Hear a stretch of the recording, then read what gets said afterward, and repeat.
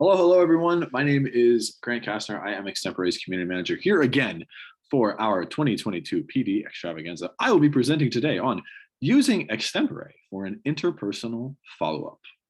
We've seen a lot about interpersonal lately. Our special guest, Dr. Florencia Henshaw, already presented her workshop on interpersonal speaking in the target language and in our classrooms. This is not necessarily a follow-up from that, but just a individual presentation on designing interpersonal assessments as well as using Extempore for a follow-up.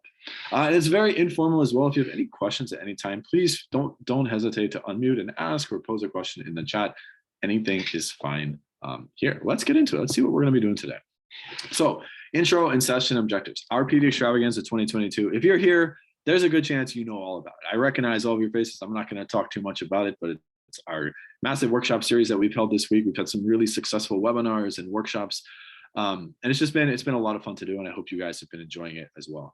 My background, I am a licensed Chinese language teacher here in Minnesota. I also work for Extempore, doing a lot of our marketing things and doing presentations like this. So that's a bit about my background and sort of what I'm doing here and my credibility. The idea behind this presentation, I'm not too sure where to start with this, but I realized later on, as I've been using the Extempore platform, I figured out so many different ways to use it, and I started using it as an interpersonal follow-up towards the end of this school year, because we would do all sorts of interpersonal assessments and activities, and then I realized wow, I can really use this as a follow-up tool. And so within this presentation, what we're going to see, I'm not the follow-up piece of using Extempore as the follow-up. Well, that kind of comes at the end. I want to talk about designing interpersonal assessments and coming up with these assessments. How do you create them? And what type of assessments are best, or at least what type of activities, I don't want to call them assessments, what type of interpersonal activities, tasks are best for this type of follow-up? What type, how can we facilitate good follow-up tasks using valid interpersonal tasks? And then finally, we'll get to using Extempore as a follow-up, and we'll see one of my favorite things, using level up words. And then, of course, we will have some resources and time for question and answer at the end. All right. I wanted to talk about two different interpersonal models that I use within my Chinese classes, novice high and intermediate low. Surveys and infogap. So why do I use these types of models? We're going to see a bunch of examples later on of what I mean by surveys and infogap. So don't worry if you're a bit confused about those right now. Surveys, why surveys? Easy repetition and increased exposure of target vocabulary phrases. Students get to see these words over and over and over, and they get to use them over and over and over, right? And so that's, I believe a couple of you might have been in Dr. Joe Barcroft's previous workshops with us, where he talked about input-based incremental vocabulary instruction, IBI. That's one of the key tenets of that, is that repetition. Right? Our students need to see the words a lot, and they need to use the words a lot. That's one reason why I really like using surveys. Two, they're low pressure. They are extremely, extremely low pressure. We do them as a class. They're almost fun, dare I say.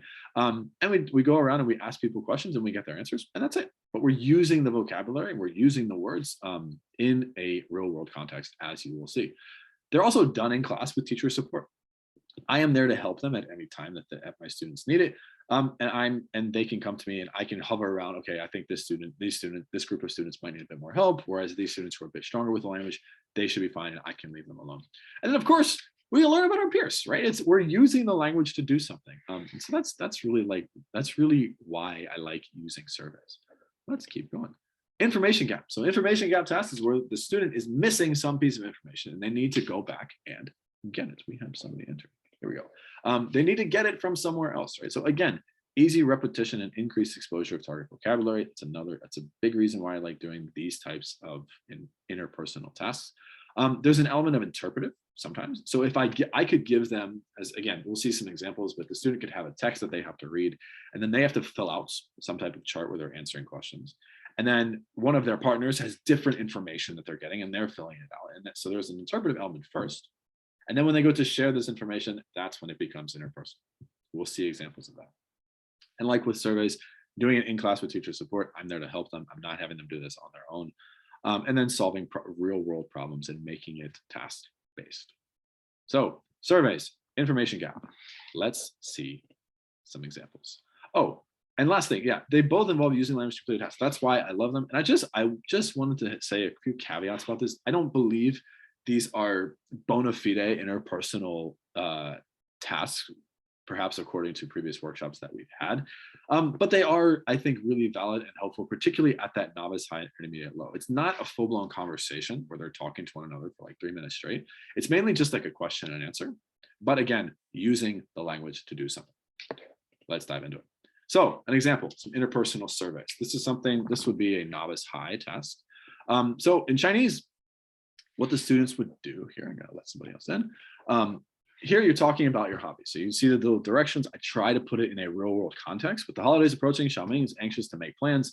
But since Beiping never responds to his incessant request to hang out, Xiaoming has turned to you and your classmates for some convivial camaraderie. You have to find out. Your job is to go around to your classmates and talk about what they like to do. So for this example, the student has a model. So the first question says, Beiping, what do you like to do? Or you could ask, do you like to do blank? So there's two different ways that the student could ask that question. And so as I mentioned on the previous slide, repetition, repetition, repetition. Here, the student, it wouldn't just be 3. They could talk to 4, 5, 6 classmates. You're asking that question, 你喜欢做什么? What do you like to do? Like 6, 7 different times. That's ingraining that question into your vocabulary, into your acquired language. Or likewise, the question, do you like to blank? Right? That question as well.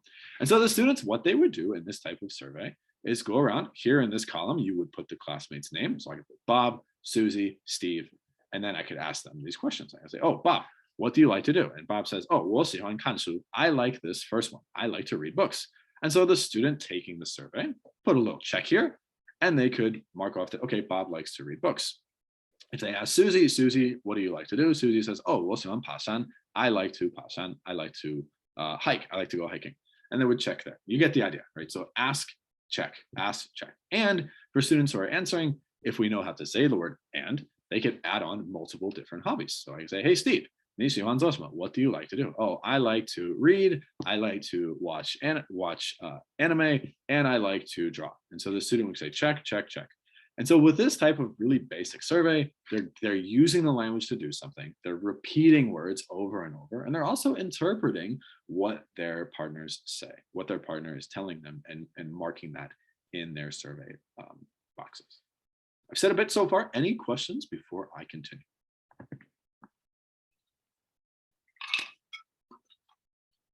Okay, fantastic. Bunch of more examples coming up.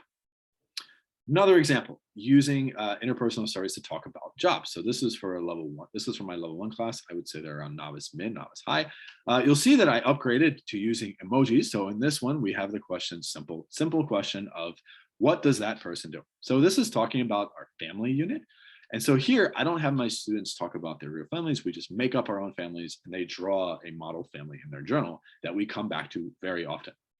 So again, in this left column, they would put the classmate's name, who they're talking to. And it's like, okay, what does such and such person like, or not what they like to do, what do they do for a living? And the person would circle, okay, they're an artist, they're a chef, they're an athlete, they're a photographer, farmer, what have you. And then the middle question, simple, do they like doing this job? Oh yes, they like it, left one, or they don't like it, the right one. And the reason why, you might notice, well, why do you put all the characters in there? Isn't that just kind of having them parrot responses?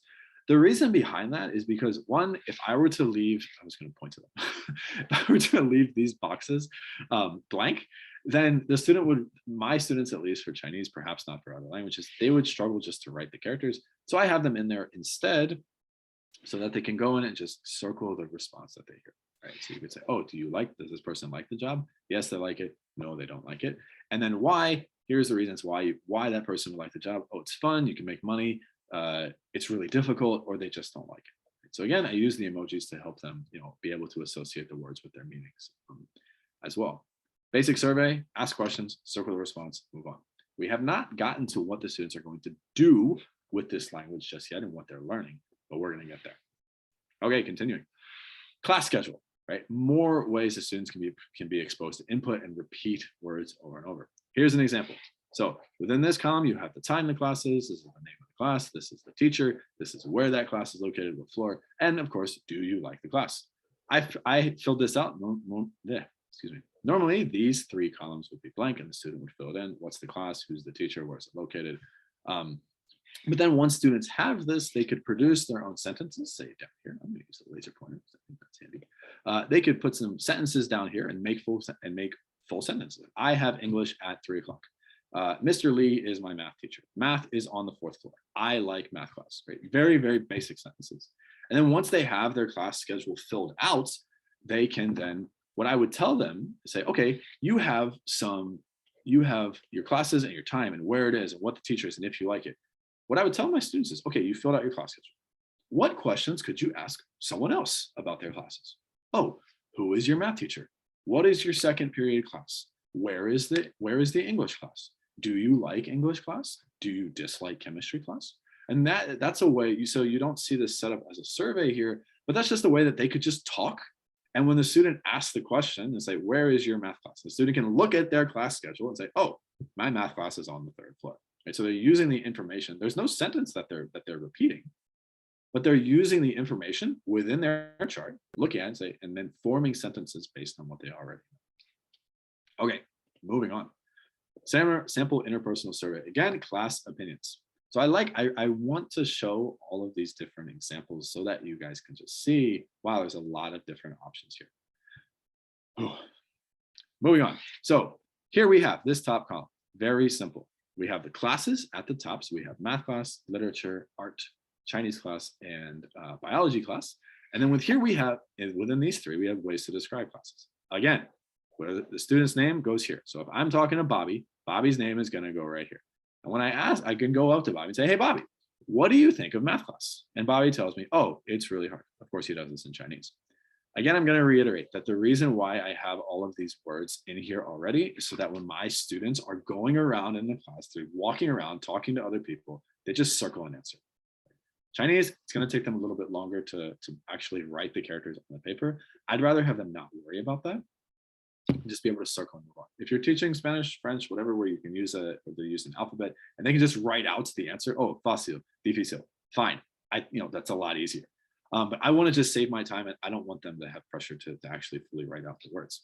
And the other thing behind this, why I have all of these different words here, we have hard, easy, interesting, boring, is to really have the focus of this task to just use those words. Right? I don't need 16 different words to describe vocabulary.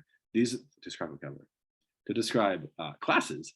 Instead, these are just the basic words that we need at this time. It's hard, it's easy, it's interesting, it's boring. Right? No others that they need to use to do this task. Okay. Again, another one, weekend plans. So here, trying to figure out what your students are going to do, what your classmates, what your peers are going to do. You can talk about different places. Where are you going to go over the weekend? You go to the park, the library, bookstore, basketball court, movie theater, museum. And then what are you going to do there? Lift weights, have a picnic, see a doctor, study, buy books, buy things, what have you. Again, go around, ask somebody, where are you going? Oh, I'm going to the park. Circle. What are you doing there? Oh, I'm going to exercise there. Circle. Move on. Okay. Said a lot again. Any questions? I don't want to skip anybody or confuse anybody. These are just some examples. I think I have a couple more coming.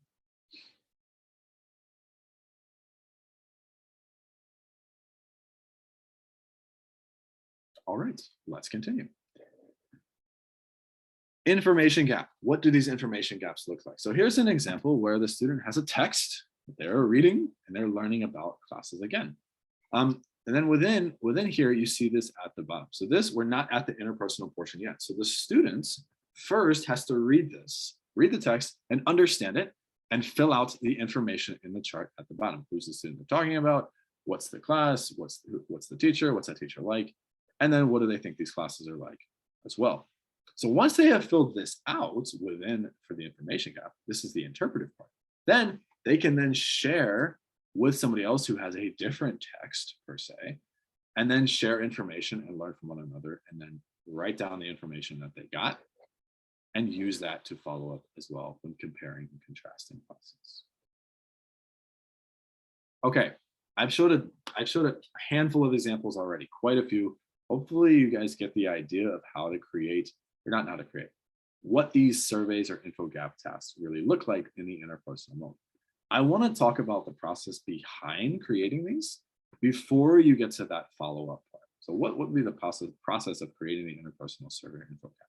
This is all in a communicative sense of what students are doing with the language. Step one, what is the target task? What do we want our students to do with the language? For example, I want my students to decide on what food they're going to eat tonight. I want my students to give advice on what class to take next year. I want my students to choose a place to go to this weekend. And I want my students to rank their favorite colleges with appropriate reasons. Dozens of possible examples of what the student could actually be doing with various different contexts of language. But these are 4 examples here. Note also, it's not just discussing or talking about or sharing something. There is a concrete action that the student is taking with these tasks. It's not just talk about what you want to eat tonight, it's decide. It's not just figure out what people like about their classes. No, it's give someone advice and tell them what class to take. It's not just, oh, talk about some places around your neighborhood. No, it's choose a place to go to this weekend. One is open-ended. Another is very much, it's defined. It's you're coming up with an answer, right? There is an answer to the prompt. You are completing the task. Josh says, are these exercises from Extempore created by my own? These are my own. I created all of those on my own. We're not to the Extempore portion just yet. I want to emphasize what those interpersonal assessments, that's all in class, right? My students are doing that in class with one another. We're not on Extempore just yet. Okay, to review, step 1, choose a target task. What are you, meta, choose a target task. Did you get that? What's the target task? What are students doing with the language? Decide what to eat, give advice on what to take, choose a place to go, rank their favorite colleges. Don't leave it open-ended. Have there be an end result. What's your ranking? Where are you going this weekend? What class should he take? What food are you going to eat tonight? Step 2. Oh, before we get to step 2, this process is based off of Ann Cummings' class. She's a professor at the University of Wisconsin. Eau Claire, I think I should know. This is from her actual 2019 presentation, which I attended, and something about it just really, really inspired me. The acronym AIM: analyze what problem can students solve, infer what can students learn and then conclude about a certain situation, or make a decision. What choice can students make? You'll see that on the previous side, I'm a bit biased to making a decision. That's what a lot of these are here. But those 3 are really good ways to start your task. Right? What do I want my students to do? Are they going to analyze something? Are they going to infer something? Or are they going to make a decision about something? You go to that URL, and then I'll upload these slides, the link where it says her actual 2019 presentation. You can see this whole outline. It's fantastic stuff when it comes to designing tasks for your students. Okay, part 2, for creating an interpersonal survey / info gap. What information do the students need to complete this task? I'm going to preface this by saying that this assumes, when you're doing these things, that students have already acquired the necessary language. This is not about learning vocabulary or learning grammatical patterns or learning phrases or whatever that they're going to be using. They've already got them. They've already got the language. They know how to talk about it. They know how to use it appropriately. So we're past that stage. What information do students need to complete the task? Let's see. If you decide on what food to eat tonight, okay, well, students need to know what their classmates like to eat. If you're giving advice on what class to take next year, okay, the student needs to know what their classmates like to eat. Oh, geez, sorry, didn't fix that one. Students need to know what the classes are like, what people think about them. Choosing a place to go this weekend, students need to know where they can go or have opinions on these places. And if they're ranking certain colleges, they need to know certain colleges. They need to know reasons to go to that colleges or reasons not to go to those colleges. I've gone through quite a bit so far. I want to just pause for a second. Have you guys share what different types of tasks could you do with your classes? Feel free to share in the chat, share out loud. What tasks could you do where they're coming up with something, they're using the language, and then what information might they need to know to complete that task? Feel free to share. I'd love to hear some examples.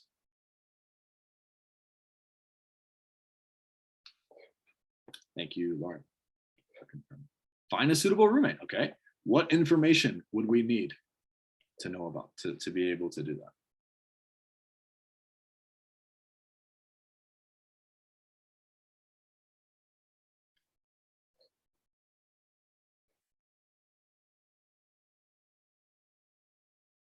Are you neat or messy? Do you stay up late or go to bed? Perfect. Yeah, exactly. Others who would like to share.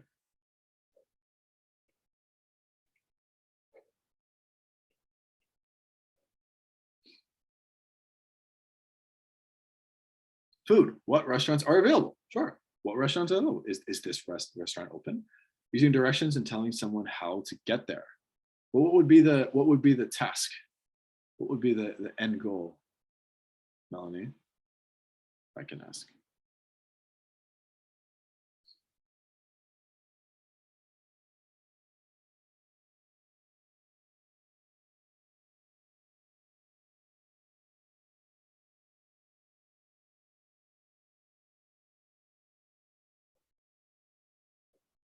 Vacation, where you want to go in the summer. Sure, yeah.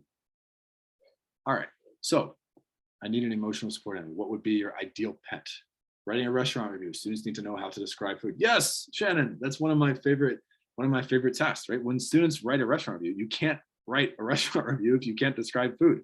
So these are things that you do to lead up to that task. That's my how I structure that lesson. Like, okay, the first thing we're gonna do is learn how to describe food. Once we can do that, we can then talk about food at a restaurant. Roommates, do you like to have friends in? Often when? Yeah, perfect. What books do you like to read? What would be the task for that one? All right. So as you guys think about that, step 2, what information do we need to complete that task?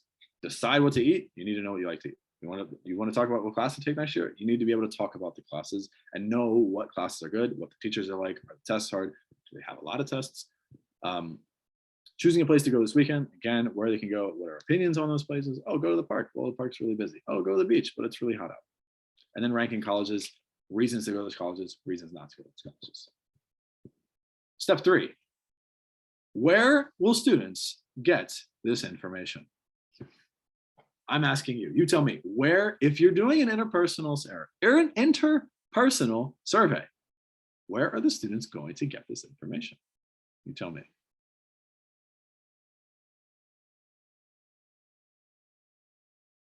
Shannon, from the other students. Oh my gosh. From their classmates. Of course. Their actual classmates. We actually, Mr. Kastner, we actually have to talk to one another? Yes, you do. They will get it from their classmates, right? That's the whole point of this. So that's the best part, is that we're learning from one another, and that we can use the target language, get information from somebody else, and then do something. All right, so we saw step 1, we saw step 2, we saw step 3. We've done it. We have an interpersonal success. We have created an interpersonal task assessment, whatever you want to call it. We did it. Woohoo.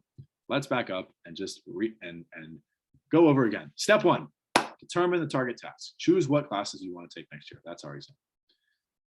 Step 2, determine the necessary information. Information about classes, which are popular, which are hard, which teachers are well liked. And then step 3, students get the information from one another based on what they know. Xiaoming told me that math was hard. Wang Lao sure gives a lot of tests. That part is done in class. Okay, so that's step 1, so that's step 2, so that's step 3. This is my unofficial process of creating an interpersonal task for survey or infogap. Any questions or comments before I continue? Background knowledge. Well, Lauren, yeah, I don't want to take that away from you. It's definitely, you do have to use background knowledge, and then you use that background knowledge to share with somebody else. Yeah, of course. So it all works out. Questions, comments before we continue?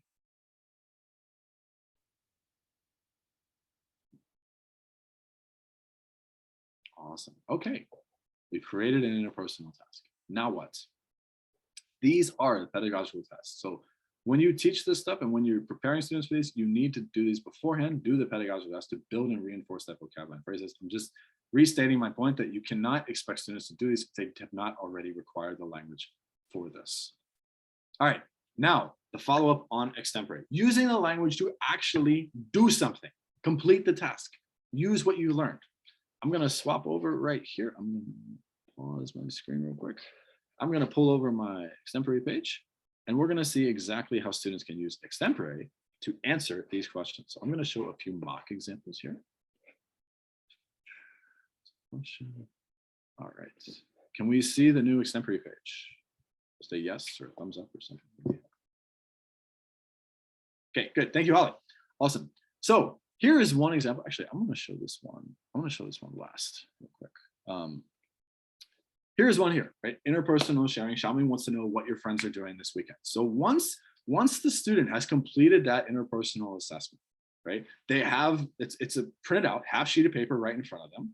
The student would go here, they would click record, and they would then use what they have right in front of them on that sheet, on the survey, and say, oh, okay, now I can use what I learned from my partner and share with Xiaoming and tell him what I learned, and then propose an activity that we can do either with my friends or without them.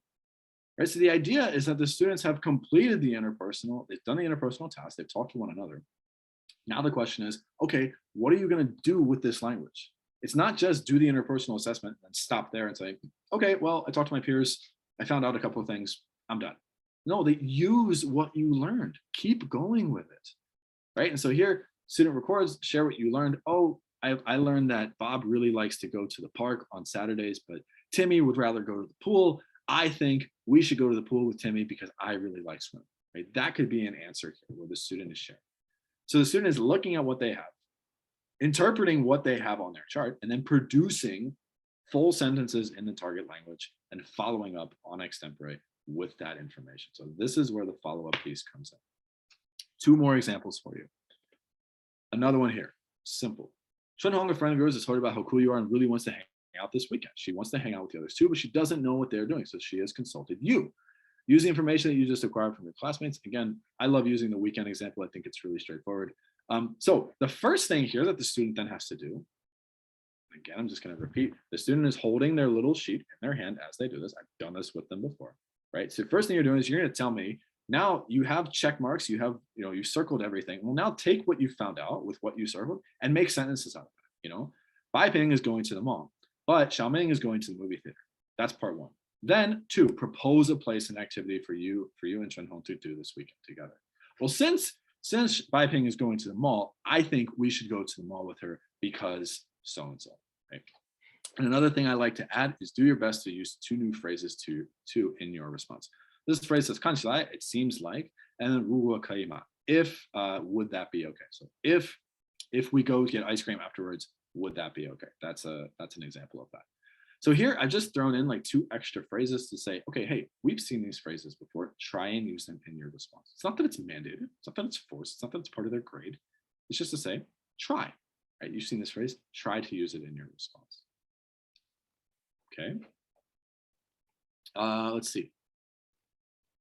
When creating an assessment like this, are they only doing one question? I grapple with sending them to log into an app to only do one question, even if it's a paragraph worth of speech. So Lauren, to answer that question, so my students do this on their phones. So they're already logged in.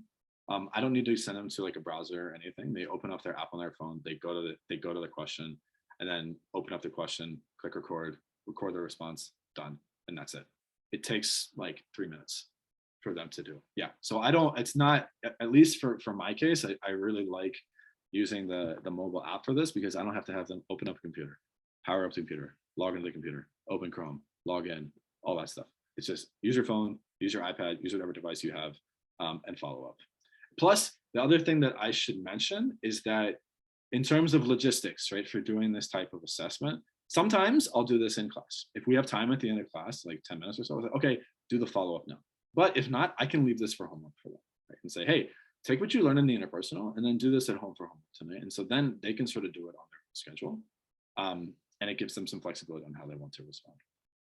Last one that I want to highlight. In Chinese, tell Xiaoming about what you discussed with your partner in regards to classes and teachers. So again, summarize what you found out, right? Use what you learned in the interpersonal activity to talk about what you learned. Don't just circle things on the sheet, on the survey. Say what you found out. Finally, give Xiaoming one piece of advice. There's the task. Give him a piece of advice about coming to STMA. Your goal should be to speak for at least 30 to 45 seconds. Just a goal, not to force them.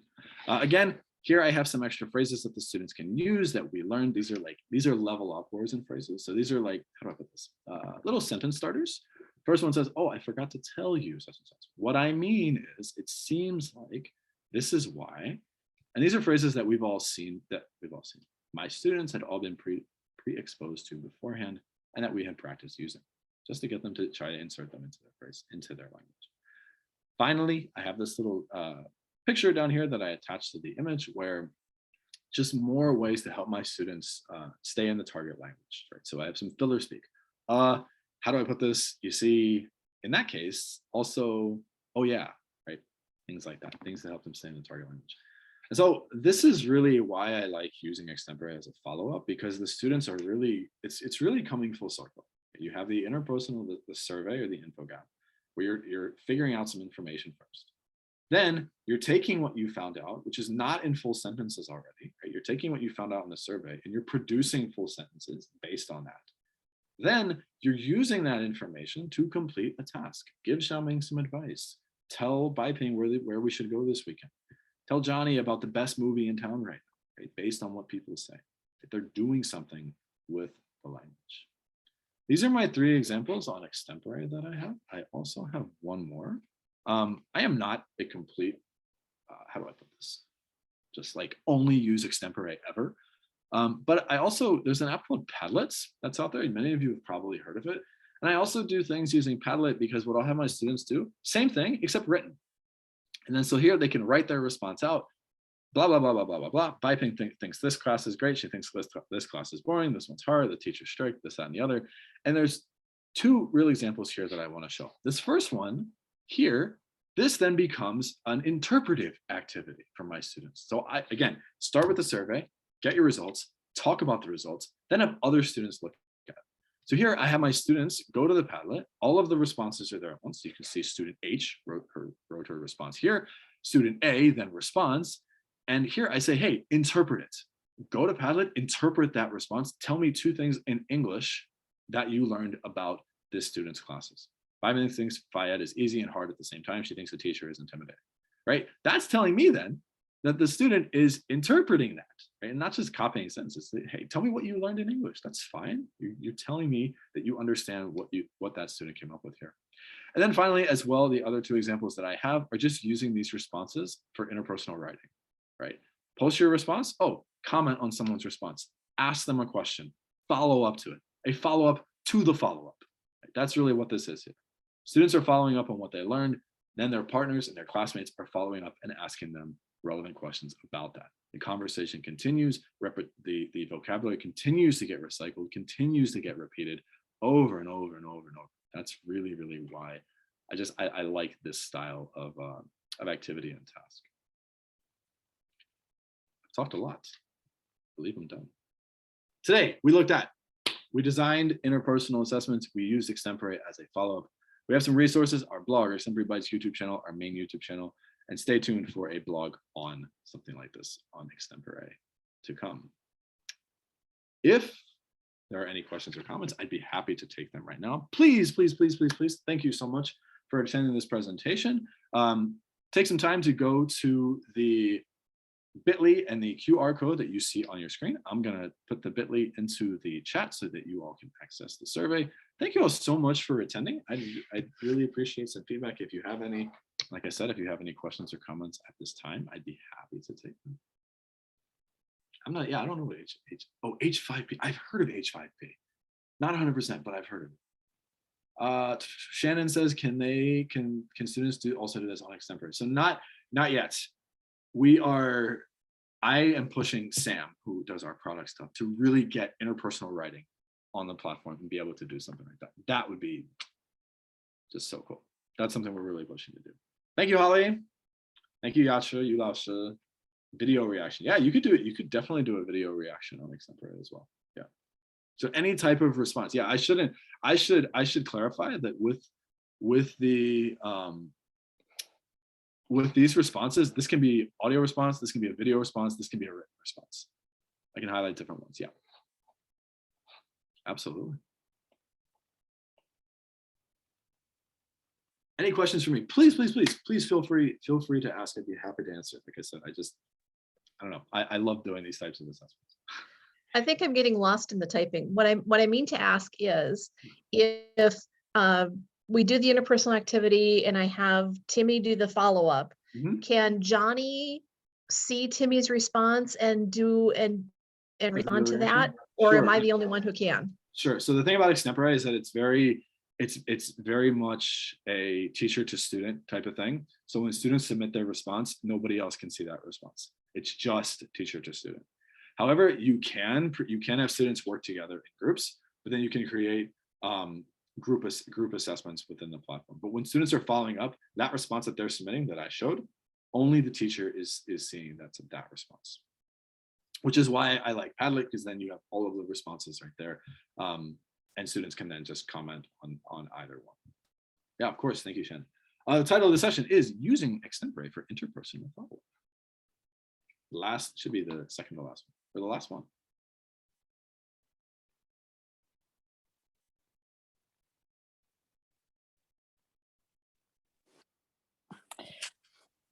I like the idea of students working in pairs in front of Extempore, because then are talking to each other and you're capturing the recording rather than the student just talking to the machine. I think I guess I work with special students, but I find that that kind of breaks the ice, and you get a better recording that way. Oh, for sure. Thank An you. idea. Yeah, thank you, Linda. And that's an option too. Like you could have two students submit a video response on Extempore, but for me, excuse me, when I'm using Extempore to follow up, I want a single student to record their response here, right? I want them to, just one student to tell me, hey, what did you learn? How much can you produce about the language based on what you just found out in the past 5-10 minutes of class with this survey that you did?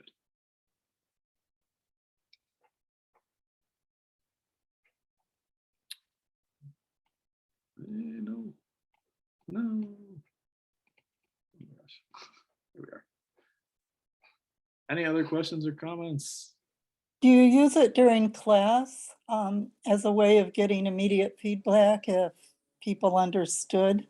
Extempore? Or Extempore. Can you actually have it going and get your information as the class is going on? Can it be? Sure. So to answer that question, like the thing is, how do I put this? Like, it's not like when my students are recording their responses, sometimes they'll go in the corner of the room, they'll step outside in the hall for a few minutes. I'm not listening to them the second that they're doing it, right? I'll usually listen to it later in the day, right? When I have some time, if I don't have a class right after that. I would listen to it later on, right? But then that's their assessment, and I give them points for that and say, hey, can you talk about this? And then that to me is evidence or lack of evidence of how far they've progressed in being able to talk about this content in the target language at that point. Does that answer your question? So would you possibly send them to Four Corners or send some to the hall to do their recording during the class? Sure. So the logistics can be a bit complex when you're doing audio recordings because you can have, you don't want sound overlap. If you do text response follow-up, not a problem because they're just writing, right? But with audio responses, what I would do normally, if I have a class of 25 students and I have 15 minutes left of class, I would send maybe 3 or 4 out into the hall at a time. And I trust my students to come back, and they do. And then they do the recording, takes 2 or 3 minutes, and then they come back, and then I send out 3 or 4 more, just to keep it organized and contained. And that's why I also mentioned that it's totally fine if they do this at home too, right? If you don't, that's what I tell them. If you don't finish in class, say fine, record at home. And some of them don't feel comfortable about recording at school. I say fine, go record at home. It's fine as long as you do it. I usually have a smaller group, like 4 or 5 students, and just getting over the hurdle of the technology. Sure. And there's an anxiety about Absolutely. If it's turned in and it's permanently recorded and it's for eternity in somebody's computer, people want to know how to do it well. And so, yeah, I guess that having a learning activity with a few extemporaneous practice sessions during the class, and then it'd start sailing, once they do it a couple of times. Right. Yeah. And what I always recommend to people is like, this would not be my recommended first activity ever using extempore sort of thing, right? I would say, no, please make sure your students are comfortable, make sure they know how the platform works. But with my students, I did so many of these. I showed the examples. I've done so many of these that all I have to say is, hey, open extempore, there's a follow-up. And then they open it, go to the follow-up, record, done. That's it. But that comes with multiple repetitions, multiple instances of doing different assessments on extempore. So I mean, it's like anything else, right? The more exposure you get to it, the more practice you get, the more comfortable you're going to feel with it. First few times are always weird. They're always like, oh my God, what is this? But once you do it and they get comfortable, it becomes a lot simpler. Lauren says, if you are having students take the app or stamp, having students all independently record in the same room is really important to prepare them. Thank you, Lauren. Yeah, that's a really good point. Cheryl says, are these recordings saved to student file for a portfolio type cumulative assessment? Let me show you. It's a really good question. So yes, the short answer, Cheryl. So let me show, I'm going to pull up 2 pages real quick. One is the student side of things. The other is the instructor gradebook and what it looks like. Okay. I'm going to resume sharing. You can probably see my screen. So on the student side of things, now this is my student page because I work for Extempore and I have a million different classes. Your student would have like one or two, so don't stress about that. Let's see, Club Extempore. Come here. Yeah, okay. So here I can see all of my active assessments. I can see what assessments I haven't done. My gosh, I'm going to fail this class. And completed. Completed here is like, what assessments have I done already? This is their portfolio, Cheryl. This is their active portfolio that they're doing. I can go into the assessment and then I can see my responses as well as once my teacher leaves me feedback.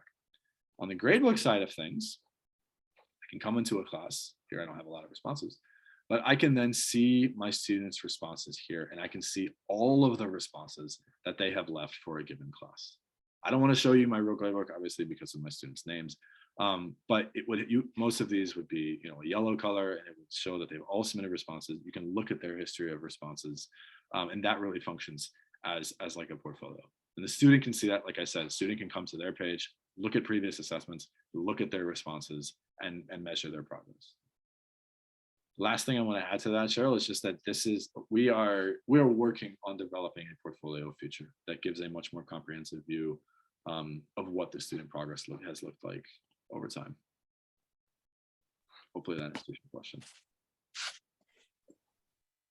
Have you used this like in student conferences when you would have the student come in perhaps at 3 different times during the semester and show them their progress, not just visually what they've completed, but actually play them back Right. some things? Or do you just recommend that they do that on their own? So it's something that I don't necessarily say I do it at conferences. Mainly what I do is I use free writes and I have them just produce all the language that they can, and I have them reflect on that.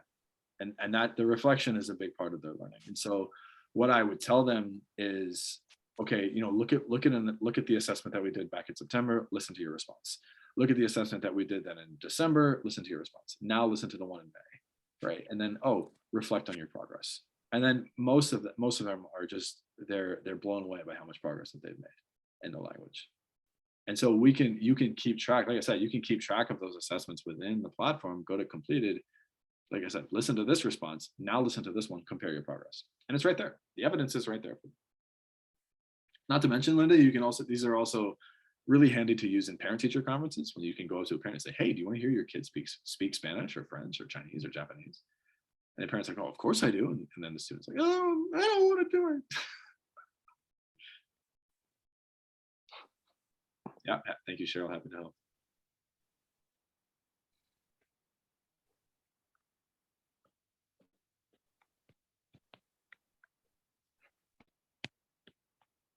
Anything else from anybody else before we close out?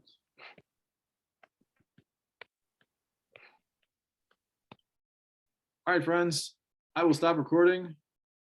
Thank you.